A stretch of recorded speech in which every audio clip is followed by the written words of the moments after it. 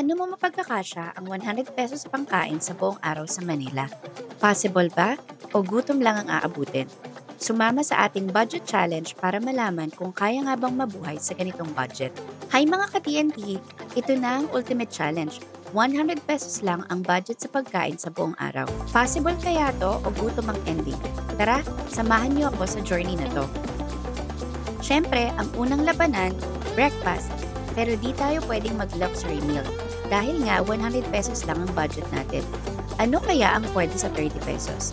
Aba, ang lugaw with egg sa 25 pesos pwede na to.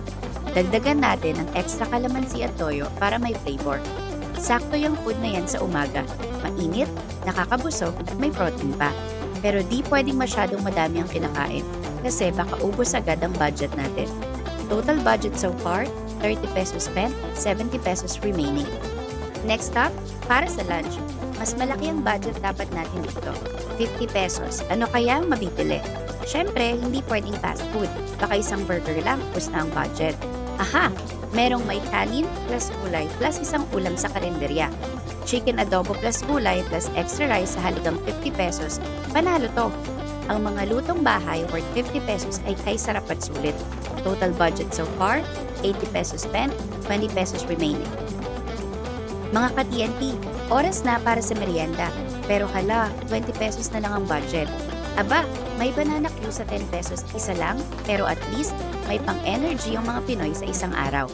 Matamis, crunchy, at syempre, pang patanggal gutom. Total budget so far, 90 pesos spent, 10 pesos remaining. Okay, last meal na tayo. Dinner. Pero paano to? 10 pesos na lang ang budget. Aha! Pwede ang instant noodles sa 10 pesos. Perfect to pang tapos ng araw. Masarap, mainit, may sabaw, at syempre, pasok sa budget. Total spend, 100 pesos. Challenge completed. Ayan mga ka-TNT, mission accomplished. 100 pesos for food sa buong araw. Posible, pero syempre, hindi everyday ganito. Mas okay pa rin kung may balanced diet at syempre, may extra budget para sa nutrients. Next challenge kaya, 500 peso challenge? Comment down kung ano pang budget challenges ang gusto nyo gawin natin. Huwag kalimutang mag-like, subscribe at i-hit ang notification bell. See you on the next video!